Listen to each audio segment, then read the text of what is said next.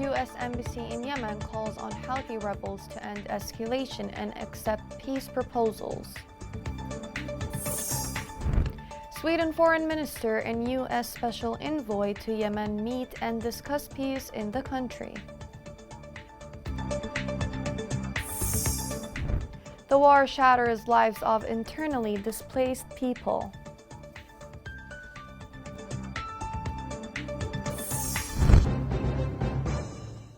Welcome to Yemen Today TV. This is the English news with me, Shaza Abdelbey. The U.S. Embassy in Yemen stated that Houthi rebels must end their escalation and seize the opportunity for peace. This came during a meeting between the Yemeni defense minister and chargé d'affaires Katie Weselty in the Saudi capital Riyadh. In her tweet, Weselty expressed her sadness for the dead and wounded in the Houthi attack on Al-Anab base. She added that now is the time to end the war and the suffering of Yemenis, saying the Houthis must end their escalation and seize the opportunity for peace. Yesterday, the Swedish Foreign Minister Anna Lindh and the U.S. Special Envoy for Yemen, Tim Litterking, discussed peace efforts in Yemen. Anna Lindh said on Twitter that she was pleased to meet Mr. Litterking and described their talks of crisis in Yemen. Anna Lindh stressed that the international support is required to push the political process in Yemen and confirmed the Sweden commitment to bring peace in Yemen. Amid the constant UN warnings from lack of funding within the health and water sectors, the humanitarian situation could plunge into further complications. This report focuses on the UN role to support health and water sectors. The United Nations Office for Humanitarian Affairs announced that UN agencies in Yemen will start reducing their programs as of September due to the severe shortage of funding, especially in health and water sectors. This step could be disastrous for millions of people, especially those who live in remote areas across the country. The humanitarian coordinator for Yemen, David Grizzly, said that as of September 2021, some agencies may return to reduction programs, including water, health, and other sectors, due to lack of funding. Grizzly described the move as disastrous for millions of people, where vital sectors are still suffering from severe shortage of funding. The health group has so far received only about 11% of the funds it needs this year, while water and sanitation sectors received only 8% of the requested funds. It is imperative that donors provide adequate and balanced funding across all sectors to enable aid agencies to avoid the worst, he added. The UN official stressed the importance of vulnerable groups receiving life-saving assistance, especially people living in remote areas. In addition, health facilities and water works provide life-saving services to millions of people, and it is essential that they remain operational. The Yemen Humanitarian Fund enables aid partners to respond to the needs of vulnerable groups and expand priority healthcare services and vital water assistance to millions of people in need. In July, a family welfare fund allocated $50 million to improving living conditions, protect disabled people, vulnerable children, and other people with special needs. This was followed by an additional $5.44 million provided by the fund in August to provide oil products to ensure that vital health facilities and water plants continue to provide life-saving services to millions of people across Yemen. The $50 million fund will target areas where needs are high, such as Al-Sawadiyah and Al-Hazm al-Bayda, Abs Hajjah, and Beit al-Faqih and Hais Hudaydah, along with a number of directorates in Marib, Abiyan, Al-Dhala, and Al-Jawf. The funding will provide emergency life-saving assistance and protection to IDPs, refugees, migrants, and host communities, most at risk from recent clashes and displacement. According to the statement of the Office of Humanitarian Affairs, about 25% of this funding will be allocated to cash-based interventions, so internally displaced families can pay rent to avoid the risk of eviction and afford basic life needs. Overall, 3.2 million needy people will benefit from the 61 projects supported by the first standard allocation. Nearly 92% of the allocation will go to the international and national non-governmental organizations, as well as Red Cross, while 8% will go to UN agencies. These efforts, made by the UN agencies to ease the hardship of families affected by war in Yemen, is hampered by the lack of funding, especially in health and water sectors, where it could raise the risk of death in a country facing a huge humanitarian crisis. Local authorities in Ma'rib have started distributing water tanks and mobile toilets to 600 displaced families within the second phase. This step comes within the UNICEF framework of the Emergency Response Project, which targets Ma'rib, Al-Wadi, Al-Juba, and Sirwa. Ma'rib Governorate Undersecretary for Administrative Affairs said that this assistance will help alleviate suffering of displaced families. It was reported that Ma'rib has so far received more than 65% of the total displaced people in Yemen, while new numbers of displaced people still head to the city to seek shelter on a daily basis.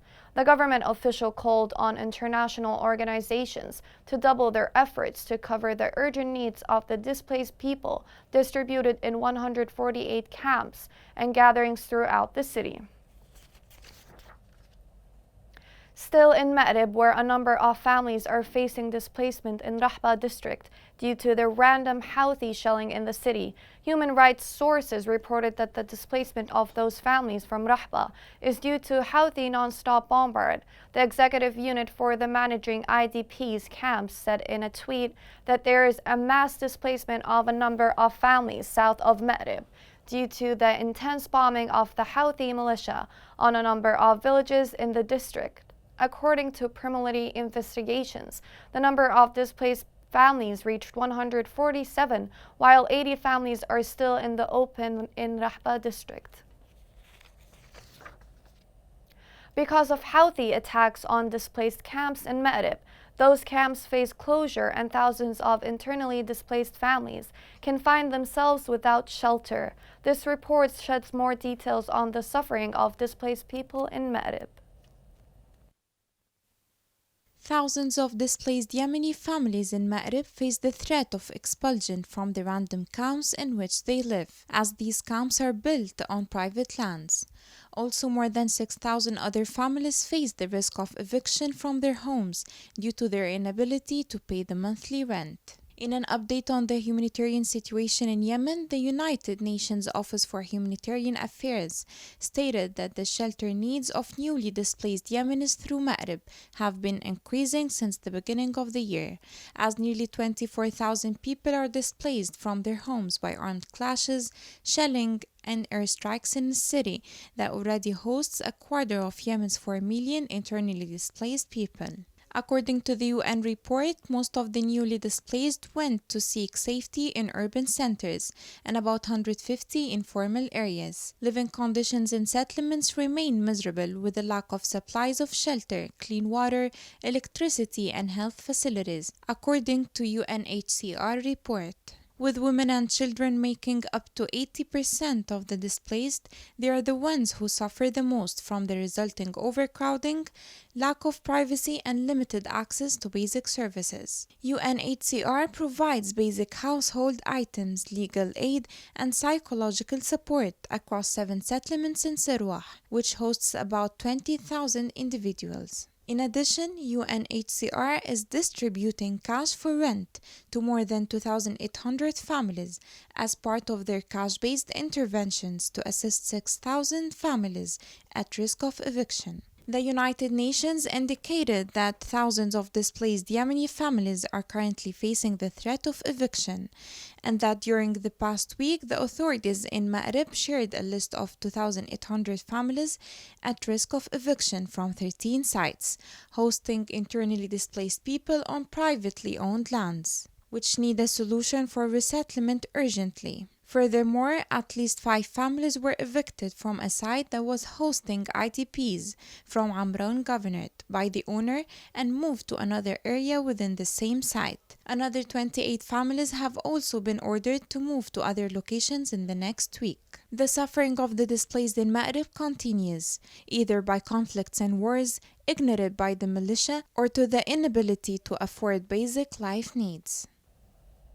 A massive fire devastated the homes of displaced people in Al Durayhimi south of Al Hudaydah, Local residents said that a fire broke out in the straw houses inhabited by the displaced people in El Nakhil, which led to the destruction of entire 5 houses. Houthi militia continues to recruit African migrants and send them to field battles. Sources relieve that there are more than 300 recruits of Ethiopian and Somali nationalities fighting in frontiers. The sources reported that the militia members arrested the Africans coming from the government-controlled areas in Al-Baida, Damar, and Taz, and moved them into training camps in Damar. Sources confirmed that some of these Africans committed suicide in the Houthi camp to escape fronts. In the same context, the Houthi Al-Masira TV showed a number of Africans chanting the militia's mottos and declaring allegiance to the militia's leaders.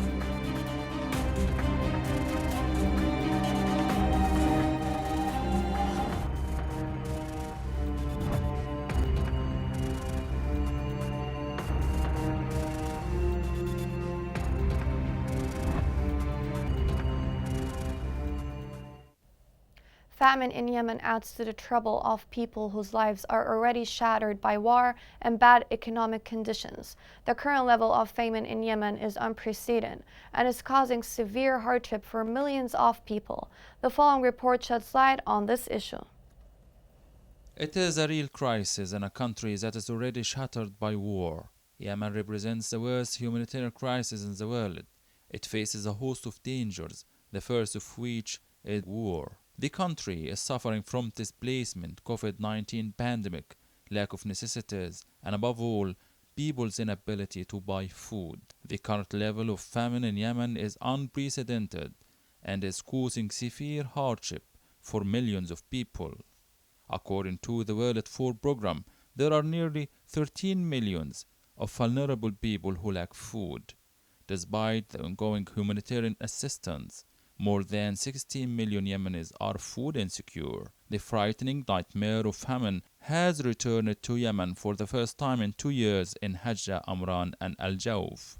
Over 5 million people in Yemen are on the brink of famine due to the conflict and the economic decline that have left families struggling to find enough food. The rate of child malnutrition is one of the highest in the world, and nutrition situation continues to deteriorate. A recent survey showed that almost 1/3 of the families have gaps in their diets. Malnutrition rates among women and children in Yemen remains among the highest in the world. More than 2 million children under 5 are in a bad need for treatment because of acute malnutrition. The humanitarian situation in Yemen is extremely fragile. Any disruption in the pipeline of critical supplies such as food, fuel, and medicine has the potential to bring millions of people closer to starvation and death. This famine problem in Yemen calls for the consciousness of the world to look more closely and to act in order to save millions of lives in the country. Coming next. While the pandemic spreads, adding to the war's deadly toll, Houthis' denial aggravates the situation more and more.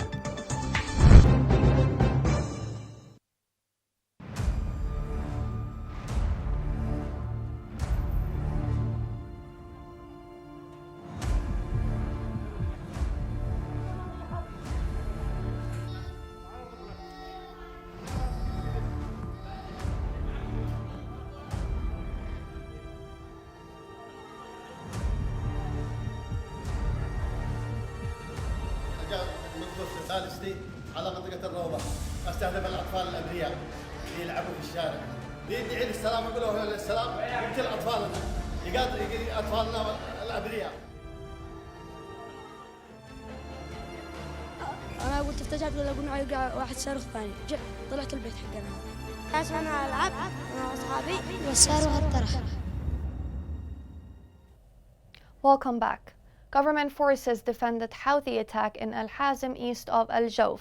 Military sources indicated that the government forces thwarted an attack by the Houthi militia on Al Shahla, front east of Al Hazm. During the attack, more than 10 Houthis were killed, others were wounded, and some vehicles were destroyed. The rest of these militants flee towards Bir al-Mazariq area.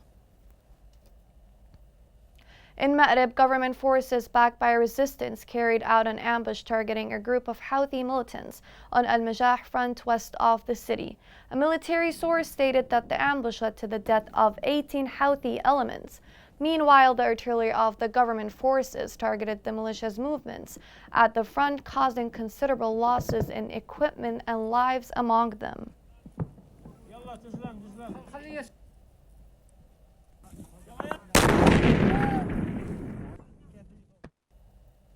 In Hudaydah, joint forces destroyed Houthi artillery that was used to target residential areas in Al-Jah area. A military source said that the joint forces directed focused strikes on the hideouts and barracks of the Houthi militia. The sources confirmed the strikes inflicted equipment and human losses on the militia. It's not only just a struggling healthcare system to be blamed for the unaccounted coronavirus deaths, but it is the state of denial that Houthi rebels are showing stubbornly. This report sheds light on the state of COVID-19 spread amid Houthi hiding facts about it. Yemen, the Arab world's poorest country, has already been devastated by a 6 year of civil war. Amid the fighting came the COVID-19 pandemic, adding to the war's deadly toll. There was a big wave of COVID-19, and the Houthi rebel knew that very well, said a UN health official in Yemen, who spoke on a condition of anonymity for fear of undermining negotiations with the rebels on vaccinations and other issues. Isolation centers were full, the numbers were doubled 3 or 4 times. Since the beginning of the pandemic, the Houthi rebels haven't treated it with seriousness and action, said Afrah Nasser, Yemen researcher at Human Rights Watch. They even have hindered international efforts to help fight in their areas, she said. Each party in Yemen has its own strategy, but the Houthi rebels' one is destructive, she said. It's a recipe for disaster. Dr. Adham Ismail, the World Health Organization representative in Yemen, said it was a big achievement to get any coronavirus vaccine at all into Houthi-controlled territories. Initially, authorities banned the shots and then agreed to allowing in only 1,000 doses. They haven't held any campaigns encouraging people to get vaccinated. The Houthi rebels' opposition to vaccines forced doctors and other residents to seek their shots in Yemeni government-held areas. Many, including aid workers working in Houthi-held areas, registered online and traveled secretly to cities like Adan, Lahj and Taiz for vaccination. A spokesman for the rebels did not answer calls seeking a comment, but last year, Yusuf al-Hadari, a spokesman for the Houthi Health Ministry, said, "We don't publish the numbers to the society because such publicity has a heavy and terrifying toll on people's psychological health." Meanwhile, the Houthi rebels continue holding public events, including recruitment gatherings and funerals attended by thousands of senior military officials killed in a battle, as virus cases spike. All are held with no precautionary measures against the virus. Over a dozen doctors, aid workers and residents said cases in North are rising rapidly, with more frequent funerals apparently of virus victims, though doctors said they have been warned not to confirm the causes of the deaths. All spoke on condition of anonymity for fear of retaliation from the rebels.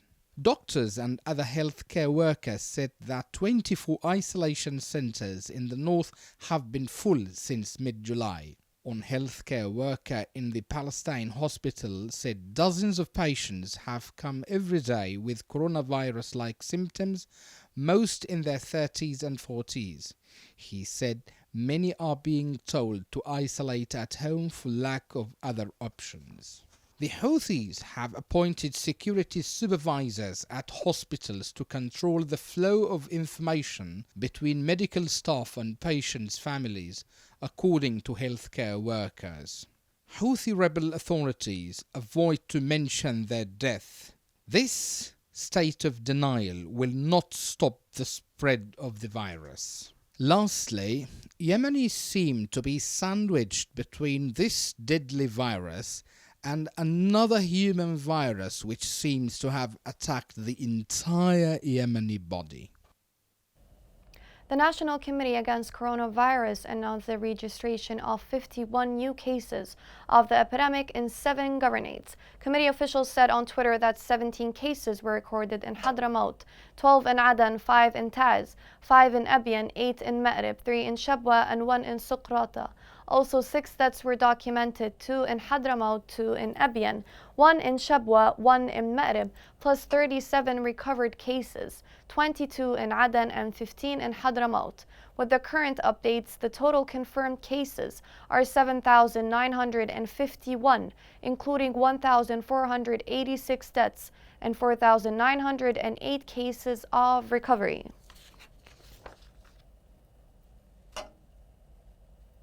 Here's a reminder of the main headlines.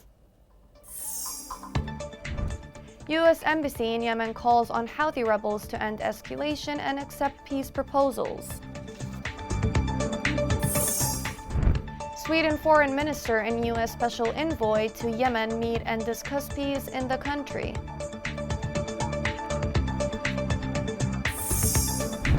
The war shatters lives of internally displaced people.